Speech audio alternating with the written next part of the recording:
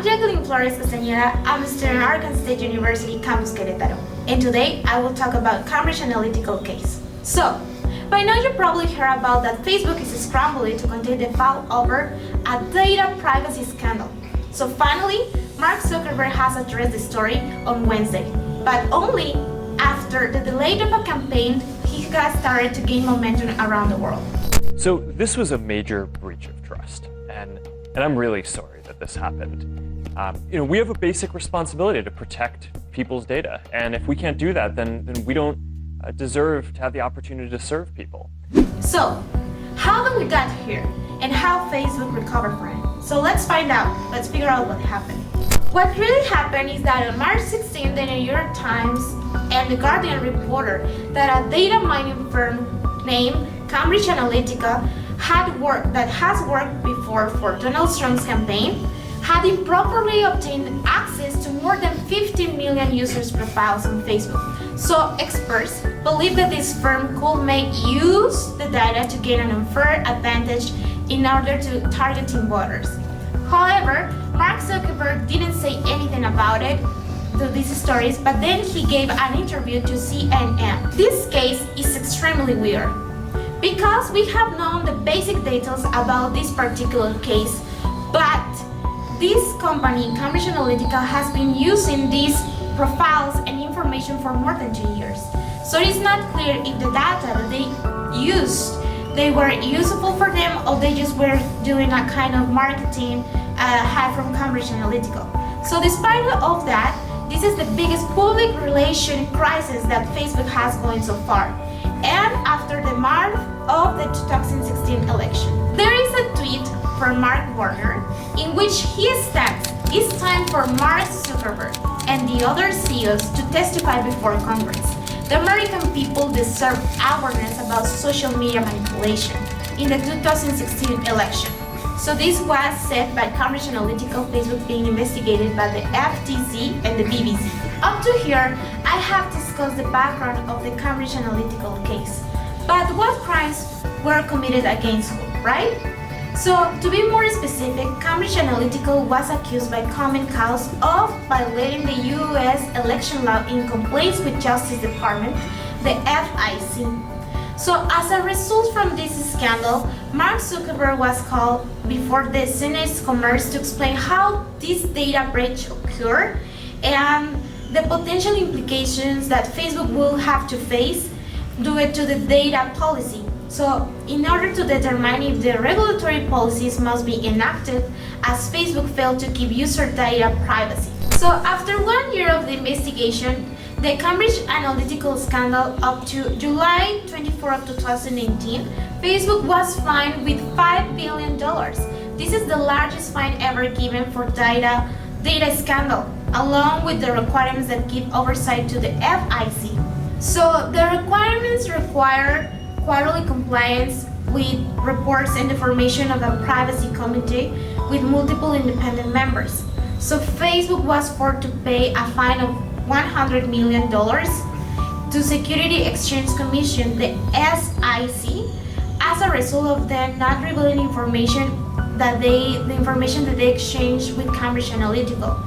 So these actions were applied also to the investors, but also to the Facebook. The complaint says that some of the U.S. nationals working with the Cambridge Analytica and its clients, including Trump campaign and the John Bolton Super, may have aided and abetted foreign national offenses against the U.S., conspired to commit offenses against the U.S., and or attempting to conspire to commit offenses against the U.S. in violation of the U.S. Criminal Code. So something that the President Karen Hover-Flynn said is that they are a nation of laws, and the campaign finance laws must be enforced by the FEC and the Justice Department in order to safeguard the integrity of elections from foreign interference. So what these companies made is that the individuals ignored law, enriched themselves performing millions of dollars of prohibited work for candidates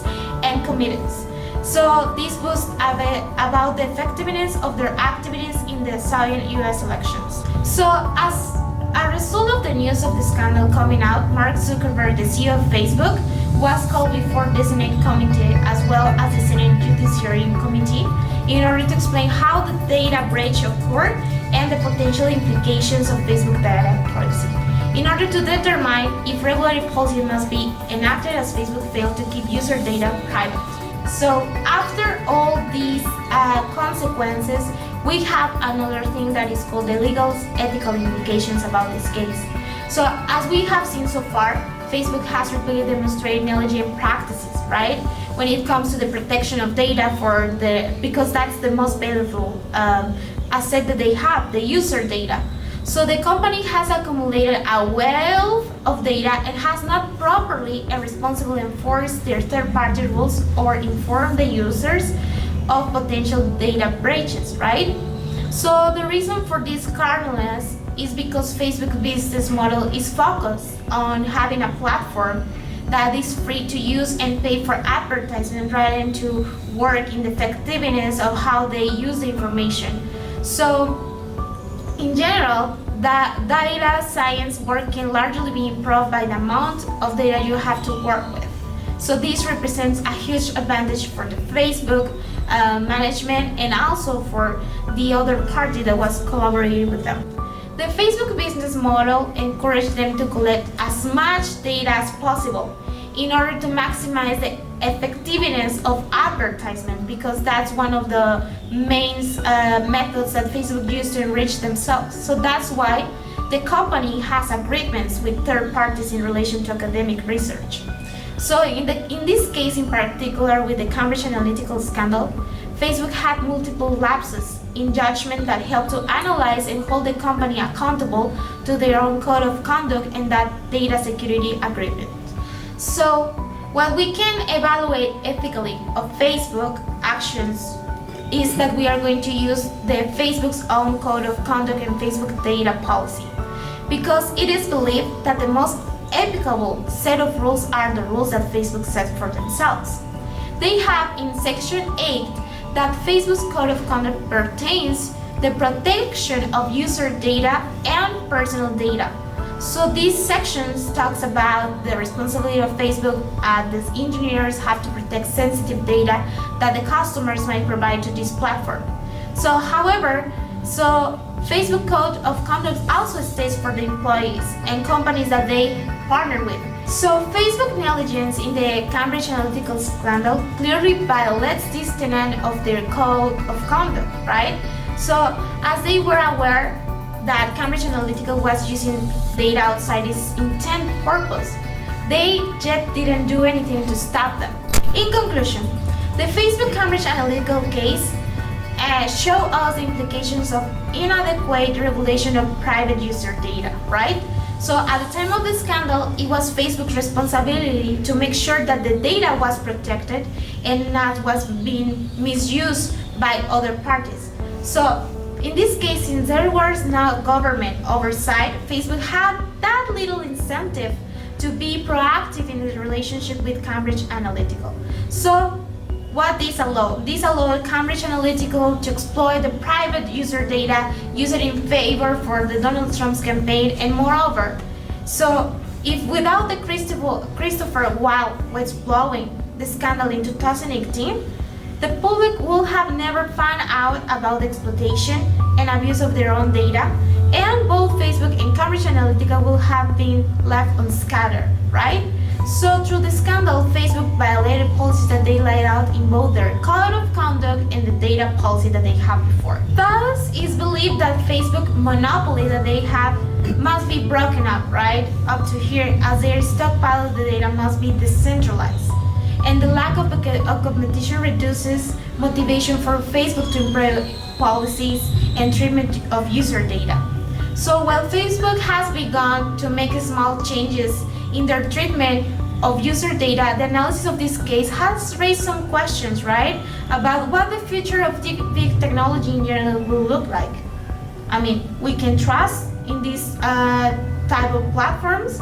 So while the US government draw inspiration from Europe in regard to creating and adopting a data regulation system, will Facebook continue to overhaul their data-driven? Advertisement will have effects on it. So While it seems as if Facebook is attempting to change their view regarding the security of user data, Mark Zuckerberg's vision for the company may continue to evolve, right? And as he continues to ambitiously guide Facebook on the road to domination of the social media landscape. Up to here, this is Cambridge Analytical case. Thanks for your attention to this matter.